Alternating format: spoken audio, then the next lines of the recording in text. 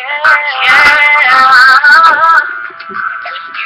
up in the morning and you need a little boost. Lesley Hudson has a cover, inspiration just for you. What an awesome way to start your day on Mocha Chocolate Mondays. Mocha Chocolate Mondays. Hi, family. This is Lesley Hudson, and you are watching Mocha Chocolate Mondays. Just a cup of inspiration that jumpstarts your week, and I'm so glad you're joining me today. Today is October 13th, and you already know that we are in Breast Cancer Awareness Month. You see the pink everywhere, in the stores, on the NFL football games, everywhere, because this is a very important time to give information to other people about breast cancer awareness. I am an 8-year breast cancer thriver, and with me today I have Miss Julie Fuzell, who is also a breastess, a breast friend, a breast cancer thriver. Welcome, welcome, Miss Julie. How are you feeling today? I usually say I'm feeling great, but today I'm feeling decent. I'm having a little pain in my legs from having chemo treatments. So Okay. I'm dealing with that. Oh, okay. Well, I'm so glad that you decided to join me today, and I just want the world to know a little bit about you and about your story. So, Julie, when were you first diagnosed with breast cancer? I believe that I was diagnosed in April maybe of 2012. Sometimes I have some issues with my memory, so I'm getting as close as I can. So, Is that what we call chemo brain? yeah. Chemo brain, hmm okay. So around April 2012. And how did you first find out that there were some issues? Were you already getting mammograms regularly? Actually, I was not getting mammograms, and I got one of those rotary calls that stated it's time for you to come in and get your annual mammogram. Right. But I just kind of looked at the phone and said, they keep calling the wrong number because I don't do mammograms. So were you not at age yet? No. Of age, or you just wasn't doing it? I just wasn't doing it Okay. because of all the little cartoons of how they showed us having our girls squashed. I Right. just didn't think that was going to be a good adventure for me. Okay. But I actually found the lump on my own, and I was menstruating at the time, so I waited until that period was over, and then said to my husband that if the lump was still there, that I would go and have it checked out. Okay. So that's what I did. After that time, I went and had it checked out, and I'm kind of cutting through some of the story because it's a very long story, as most cancer people Right. that's Right. on the journey know that the journey is quite long and quite challenging. Right. So I went to this doctor in Fayetteville, Georgia, and he was talking to me, and he said, well, what we're going to do first is we're going to do a biopsy, and I'm going to do a ultrasound and all these different things. And my mind was thinking, when he said do a biopsy, I said, well, why are we doing a biopsy? He said, oh, we're just going to make sure that it's not So anything cancerous. so this was before the mammogram. You went in with. This was before the mammogram. Wow. Okay. So he said, well, we're going to do that to make sure it's not cancerous. So that really kind of went over my head because I just wasn't thinking cancer Right. at all. Right. So he did the biopsy. I can't remember if I had ultrasound then or not. It's a lot of procedures on this journey, Right. but he did the biopsy, and over a period of time with your procedures and appointments, time just kind of seems to slow down. So it took probably 2 weeks, which felt like a month, Right. and my results came back, and I had gone to the doctor by myself, Mm. and the doctor said, well, where's your family? Because every appointment that I go on, I usually bring my family Right. with me, depending on what type of appointment it is. Right. Right. So I said, well, I don't need anybody here. I know whatever you're going to tell me is good news. Right. And he had his back to me, and he turned around and he said, well, and I was thinking to myself, well, what, right? And he says, well, I just want to tell you, and then it just sounded like womp, womp, womp, womp, womp. And he said cancer somewhere in there. And after he said that, I just truly did not hear anything else that he said. Right. Didn't even matter. I just didn't hear it. Right. And on a funny note, I had just started wearing strip eyelashes the day before. So I was like, I'm going to try these out. Right. So the next day, when I get this information, and he tells me, and the nurse is in there, and she's saying, you know, you're going to have to make another appointment. And I said, oh my God, you're going to send me out there with my lashes flying around? Because what was your immediate reaction? Were you crying? I was boo-hooing. Right. I was past crying. Yeah. Because if I had an idea, just an inkling that that's what it was, maybe I could have been a little bit more prepared emotionally, but it was like being hit with a ton of bricks. So my children were at my mom's house because of the doctor's appointment, and I disappeared for about 4 hours. And everybody was calling me. They knew I was going to the doctor to get my results. Right. But it was a little strange as to why I wasn't picking my phone up. Mm-hmm. So I just felt that I needed to deal with it first before I brought it to my family. Right. Because I was really boo-hooing. So I called a fellow breast cancer thriver that we've been friends since childhood, but had reconnected on Facebook. Mm-hmm. And she had these beautiful pictures in her gallery, and they were just beautiful. And I remember she was the first person that came to mind, and I was thinking, oh my God, I know who I can call. So it was pictures she had posted on her page of herself? Of herself, mm-hmm. with her hair bald, yes. with her mittens on, yes. ready to fight, just celebrate life, right? And they were just gorgeous. She had her pink bow on some, and she was praising others, and they were just quick shots. And immediately, that's who came to mind. So I called her and got in the car, and she talked to me, and I still was kind of at that, not quite hearing everything, and she's trying to, just talk me through it, and I still couldn't hear her. And I had mentioned to another friend that I would help them with something, and I'm telling her, well, I got to go down the street and help this other young lady out with something, and I'm still trying to go do that when I'm just now hearing that I have breast cancer. Right. And I'm still trying to go. I guess I had my gloves on early. Right. So I went down there, was trying to dry up my tears, and she welcomes me into her business, and I just bust out crying again. Right. So I'm just crying. So at this point, you have not told the family. You are the same day, like you said, you disappeared for about 4 hours. You thought of this person that was thriving and celebrating life, mm-hmm. had gone through her journey. Mm-hmm. Actually, this is a young lady that you know. Her name's Beth Boyd. Okay. And so I went down to my other friends, and I just boo-hooed again. So she kept asking me all these things. Well, what do you want to do? What can I do for you? Let's go get our toes done. And I was like, but it's not toe season, whatever season it was. I said, who's going to see my toes? She said, well, let's go have a drink or something. I said, I don't want to have a drink. So I'm still sitting there crying. So eventually she was like, girl, we're getting out of here. So, of course, we went and had a drink. Okay. So, and had some food and drink, and gave me time to decompress and deal with the information that I was going to have to pass on to my family. Right.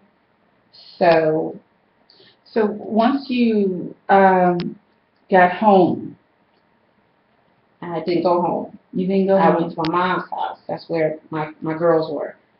Actually, when I was ready to tell everybody, I made separate calls and said I wanted my husband to meet me at my mom's house. I told my sister to call my father and get him on two-way so that I could tell everybody at the same time. And they were in a rush to hear whatever I had to say. Right. While we were trying to get everybody connected on the phone, I said, well, hold on. Whatever I'm about to tell you guys, I'm only going to say it once. And I don't have any answers beyond what I'm telling you, so you can't ask me any questions. So got everybody lined up on the phones and at the house, and I'm telling them what the doctor said, what I could remember. Right. And I had cried for so long I didn't even have any tears No more tears. left. I think I had No one more half a tears. tear, but I had cried for so long Right. prior to getting to them, so I don't really know how they received it because when I told them I wasn't looking at them, I was looking at the table so that I could just get through telling them what the diagnosis was. Right. So, that moment of quietness came, and, when you first get that diagnosis, you really just kind of think that, oh my God, I'm going to die tomorrow, you know. But we're still here. 3 years later, and several procedures and treatments later as well. Well, I must say, Miss Julie, you look fabulous. Thank you. You are a diva. Thank you. So I know that you've gone through some treatments, and what has your treatment process been? It's been a very long journey, and like I said before, very challenging. I initially saw several different doctors, and when I went to one of the doctors here in Atlanta, who was known to be one of the top 25 doctors, that's what I heard. So I said, well, I'm going to her, especially since it's a female. I'm going to a female. So I started with her, Dr. Roxburgh Phillips in Atlanta, and she told me what the plan was. I immediately went in with my own plan, and I was just telling her, this is what we're going to do, and she turned around telling me, as like a parent would, this is what we're going to do. And I was just kind of sitting there like, okay. So the plan basically was because of the type of cancer I had, which was breast cancer, HER2 positive. And explain that for the audience so they'll know what HER2 is. My understanding of HER2 positive, one is that it's a very aggressive cancer. So they wanted to move on it very fast. So once the ball started rolling, and even though in the beginning I said it seemed like everything took a long time, once the ball started rolling, it was rolling out of control. And I had gotten to the point where I had even said to oncologist, can I get a break? And she said, which I didn't hear, she said, honey, you're going to be seeing me for the rest of your life. My mom heard that, and she told me sometime later. And, well, I'm still seeing doctors. Let's put it that way. So the transitioning along the journey was that I had my girls removed. I had expanders put in, and the expanders, what they do is they stretch your skin out in preparation of your implants. So I had my skin stretched, which there again took like what felt like forever with that procedure. And then once you get to your desired size, then they take those out and the expanders out, and then they put in the implants. Okay. So all of my tissue and skin was removed. My lymph nodes, several of my lymph nodes were removed, which caused me to have lymphedema in my left arm, and I'm still having issues with getting my arm straight up, but that's always a work in progress. So now, Julie, I heard you say you had your girls removed, so they removed both. Was cancer in both breasts? Cancer was not in both breasts, but what I stated to the doctor was they came together, they should leave together. Oh, wow. They came together, so they should leave together. Right. So I had a funeral for them. I took a picture of them, and I said bye. And I was ready to get started. I was ready to roll. Wow. So you had that treatment. I understand. Are you still currently going through treatment today? This will be my 14th month right now, finishing up with treatment. And a lot of people talk about their, I'm having this chemo brain thing yet, their celebratory date. I can't think of what we say. Survival date or whatever that date. Well, I start my date. Well, I start my date from when I actually finish my treatment. That's how I do mine. I start my 5 years, and the reason why I say 5 years because in the cancer journey, you often hear that if you've made it at least to 5 years, there's less of a chance that you would Right. have a reoccurrence. Absolutely. That's true in some cases and not so true in other cases. Right. So, like I said, I'm starting my countdown from my last treatment. So, as far as that goes, I'm really a year and a couple of months out. Okay. Okay. Now, tell me this. What do you do each and every day to celebrate life? Um, every day, well, when I'm out, I'm already on disability from a pregnancy that didn't go as well as I would have wanted it to go. So I am what I call a parental engineer. Another term for stay-at-home mom. Okay. And I love it. when Parental engineer. don't steal that. That's mine. So anyway, when I'm out and I'm looking for things for the girls, I'm always running into somebody. God always places somebody in my pathway every day. Every day. So particularly when I had lost all of my hair, I had several people coming up to me. They either wanted to pray for me or with me, or they wanted to share their story about their mom, their dad, their sister, their uncle. And sometimes I was able to hear those stories, and some days I wasn't. But I had to still stand there and give them what they needed because God put me there to hear that story. So it really didn't have anything to do with how I felt at the time. So I just would go on and listen. So I think in general, I'm my own personal advocate because I'm always meeting someone and I'm always saying to them, "You're going to be okay. I know where you are on your journey. I felt this way or that way, and I know how you're feeling right now." Right. And short story, I met a young lady in the store, and people on the journey, we usually can pick out our sisters. Yeah, we're sensitive, don't we? We do. And there was a young Hispanic woman there with her very small children under 5 and her husband.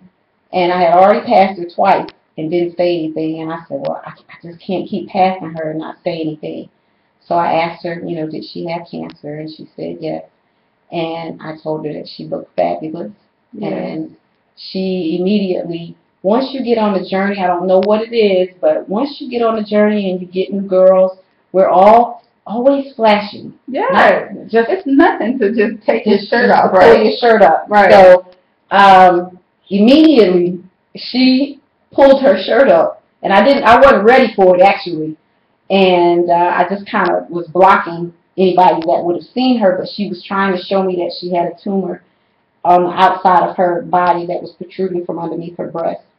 And then she lifted her arm, and we're doing this with broken English. Right. And she lifted up her right arm where she had just had radiation 2 weeks before that. Wow. And I just had to tell her that regardless of how she probably felt that she looked, just the fact that she was out there. Right. With these 2 small babies pulling on her, saying, Mama, trying to call up on her while she's in pain with an open tumor. Wow. She said she had brain cancer, bone cancer, and she had that tumor, and I don't know what was going on under there.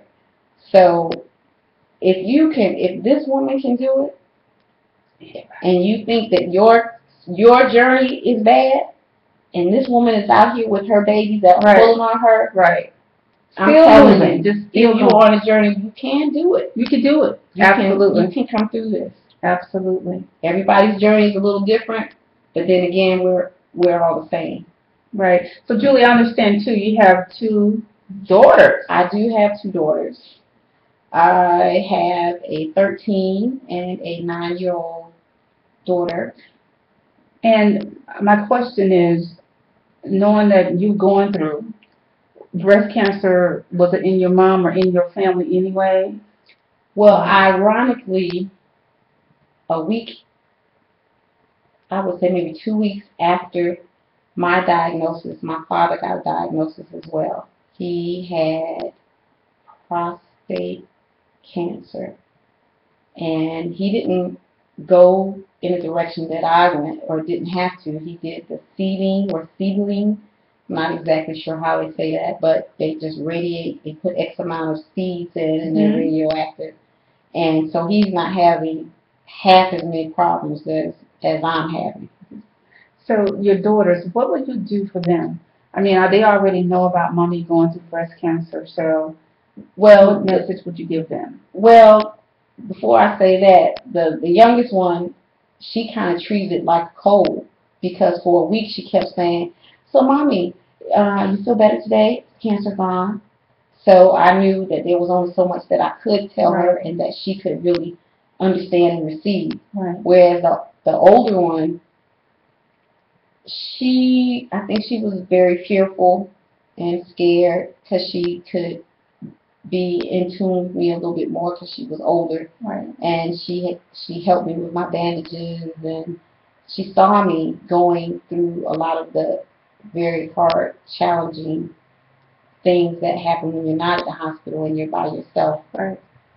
So I believe she was just scared. So we really don't even talk about it now. But the little one loves to just tell everybody, "My mom had breast cancer. My mom had breast cancer." And I'm like, "We can stop telling everybody." It sounds like my son. He can probably tell anybody he hears a conversation, he's able to tell them the story. You know what I mean? So, yes. So if you had one thing to tell those women who are out there looking at this video, they have not had a mammogram. They may be afraid to go have a mammogram. What would be your message to them today? Well, actually, I would say you know your body better than anybody else. Right. And that's how I found mine because there was something there that was not a part of me when I was born. And you know your body better than you do, so self-breast exams are very important, which I was not doing, but I, for whatever reason, I won't say for whatever reason, God led me to find it, which I did, and it was about as big as a walnut. And that's how I found mine. So because I found it on my own, I then went and had the mammogram to confirm what I saw, but I still wasn't thinking cancer. Right. I just wanted somebody else to look at it. Right. So I skipped the doctors and went straight to the mammogram place because I knew if I went to the doctor, they were going to say, "Go take a mammogram." So I said, "Well, I don't need to go to them. I just need to go to the mammogram. Go get a mammogram." So that's what I did. And I would say, yes, it's very important to have a mammogram, but first off, it's very important for you to be in tune and stay in tune with your body. And just do your self-exams. And if there's something that doesn't feel right, go to the doctor. Absolutely, absolutely. I think that's so important, and we will be having a show on Mocha Chocolate Mondays for breast exams. So you gotta feel the tatas. You gotta feel the girls all the time. It's nice to have, even though this isn't. If something had to come out nice in relationship to being on the journey, is getting new girlfriends. That's a plus. That is a plus. If you have to think of something to be happy about, I did get some new girls. It's a new makeover. Really. Yeah. Really. And today is Take Off Your Bra Day, ladies. So Oh my God. It's be free today. So we are free. You're free all the time, I'm free all the time because my girls they don't do the things they used to do anymore. They just stay right there. They just hang on with me. Yeah. So I never wear a bra. And I feel quite free. Free and fabulous, right? Exactly. Well, I want to thank you, Miss Julie, for coming on the Mocha Chocolate Monday show. And we are thrivers. Yes, I every day wake up and I am truly blessed and grateful. And I just want to encourage everyone to celebrate their life. That's right. That was one of the things that came out from the Hispanic woman is that she said in her broken English, "I just want to live." Oh. And I caught that if I caught nothing else. Just want to live. She said, "I just want to live." So she's out there doing her thing after 2 weeks of treatment. She came on out. She's moving. Still moving, so you got to fight. You got to fight. Don't ever give up, family. Thank you for watching this video on Mocha Chocolate Mondays, and join me next week as I will have another breast cancer thriver talking about her story and her journey. So on this day, if you're listening, ladies, please, please, please touch the girls. And fellas, there's going to be something special for you too. You need to be paying attention when you touching your woman's girls, okay? When you are feeling on her breast, you need to pay attention to what it feels like and if something's different than when you touched it before. So I want to encourage you to just be happy, to celebrate, and to make sure you stay in tune to your own bodies, okay? Thank you, and have a blessed and wonderful day. Bye. Yes. Come on. Thank you for having me. Wake up in the morning, think you need a little boost. Lesley Hudson has cover, inspiration just for you. What an awesome way to start your day on Mocha Chocolate Mondays.